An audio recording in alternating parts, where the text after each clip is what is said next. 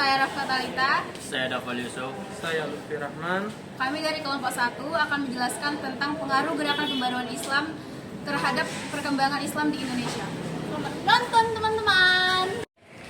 Salah satu faktor munculnya gerakan pembaruan Islam di Indonesia adalah pulangnya para ulama dan pelajar dari Timur Tengah atau melaksanakan ibadah haji di Mekah. Di Timur Tengah, mereka banyak mendapatkan kabar tentang gagasan pembaruan tersebut dan terilhami dari gerakan Muhammad bin Abdul Wahab di Saudi yang menyerukan gerakan pemurnian akidah Islam. Sesampainya di Indonesia, mereka memulai gerakan tersebut secara individual ataupun secara organisasi. Gerakan tersebut juga tidak terbatas kepada organisasi keagamaan saja, melainkan merambah ke bidang pendidikan, sosial, ekonomi, bahkan pada bidang politik. Beberapa ahli membagi gerakan pembaruan ke dalam 2 periode. Periode pertama adalah perempatan pertama kedua pada abad ke-17 dan 18. Periode kedua adalah pada abad ke-19 hingga sekarang. Pada periode pertama, Islam di Indonesia telah memiliki landasan yang kuat.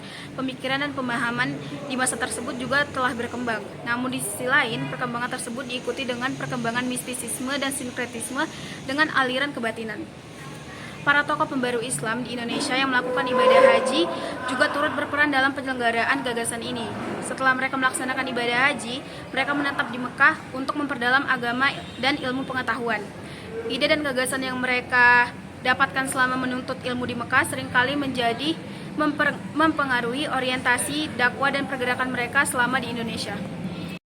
Jalur lainnya adalah melalui gerakan penerjemahan majalah-majalah dan jurnal terbitan Mesir dan Beirut ke dalam bahasa Indonesia.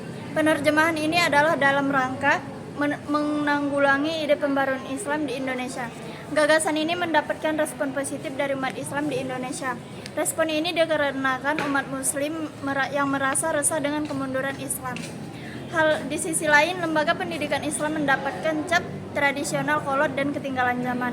Hal ini membuat pengajaran Islam tidak efisien dan pengembangannya sangat lambat. Tujuan dari gerakan pembaruan Islam di Indonesia adalah sebagai berikut. 1. Memurnikan kembali ajaran Islam dari ajaran-ajaran yang tidak berasal dari Islam. 2. Memperbarui pemahaman keagamaan dan pengalaman Islam sesuai dengan tuntutan zaman. 3. Memperbaiki lembaga pendidikan Islam agar sepadan dengan lembaga pendidikan lainnya. 4. Membebaskan Indonesia dari tangan para penjajah dan menjadi negara yang merdeka. Kemajuan umat Islam diharapkan dapat memberikan angin segar dan semangat baru untuk bebas dari cengkeraman para penjajah. Beberapa ulama di Sumatera Barat banyak yang menjadi pelopor gerakan pembaruan adalah Tuanku Nan Receh, Tuanku Bansa, Tuanku Padang Lawas, Tuanku Padang Luar, Tuanku Gugu Ambelan, Tuanku Gugu Sanang, dan Tuanku Imam Bonjol dari Minangkabau dengan mendirikan madrasah dan mengajar di surau-surau.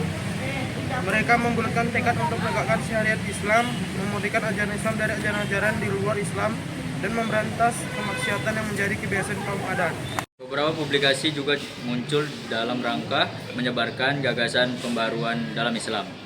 Syekh Tahir Jamaluddin Al-Ajari menerbitkan majalah Al-Imam dan Abdullah Ahmad menerbitkan majalah Al-Munil.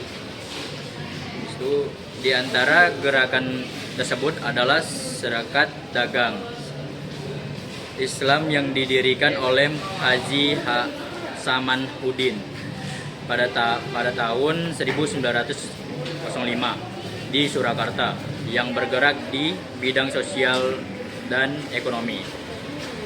Selain itu, tidak sedikit beberapa metode dan hasil peradaban Eropa dan lainnya yang diakomodasi seperti sistem pendidikan, perdagangan, politik, dan lainnya.